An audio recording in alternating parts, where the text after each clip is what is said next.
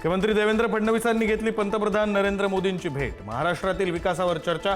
फडणवीसांनी विविध प्रकल्प अभियानांची पंतप्रधानांना दिली माहिती।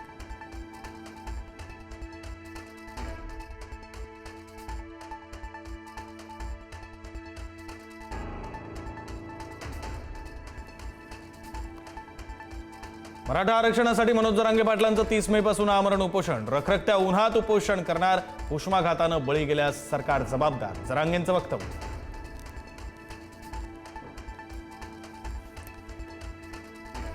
अजित पवारांच्या राष्ट्रवादीमध्ये अस्वस्थता। निवडणूक आयोगाला पाठवलेल्या राष्ट्रीय कार्यकारिणीच्या पत्रावरून नाराजी। मोठी पदं न मिळाल्यानं प्रफुल्ल पटेल आणि तटकरे नाराज असल्याच्या चर्चा।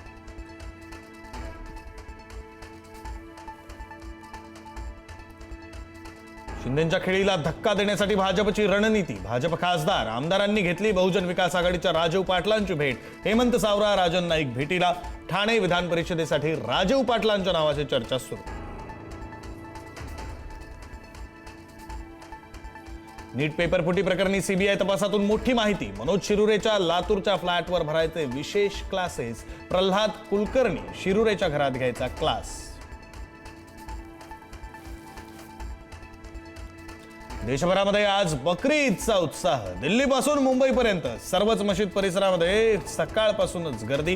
मुंबईत अनेक ठिकाणी कुर्बानीवरून वाद झाल्यानं पोलिसांचा कडेकोट बंदोबस्त। कल्याणच्या दुर्गाडी किल्ल्यावर बकरी ईद निमित्त मुस्लिम बांधवांना नमाजास परवानगी। दुर्गाडी मंदिरात प्रवेशबंदी केल्यानं भाजपसह दोन्ही शिवसेना आक्रमक। पोलिसांनी वेळीच कार्यकर्त्यांना आवरलं।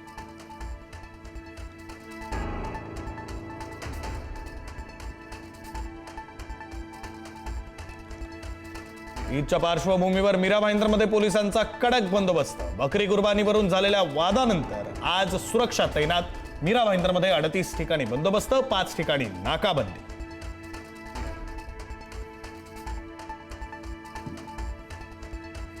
पुण्यातील सारसबाग आज आणि उद्या बंद। गेल्या वर्षी ईदला झालेल्या राड्यानंतर यंदा सतर्कता।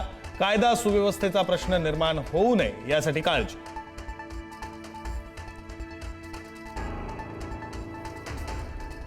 मुंबई पुणे नाशिकसह संभाजीनगरमध्ये सीएनजीच्या दरात वाढ। पुण्यामध्ये सीएनजी 2.5 रुपयांनी, नाशिकमध्ये 1 रुपये 35 पैशांनी महागलं।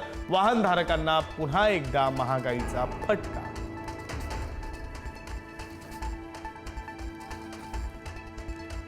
हिंगोलीमध्ये सरकारी रुग्णवाहिकेनं नकार दिलेल्या मातेचं बाळ दगावलं। डिझेलचं कारण देत नाकारली होती सरकारी रुग्णवाहिका। आरोग्य यंत्रणेचा भोंगळ कारभार चव्हाट्यावर।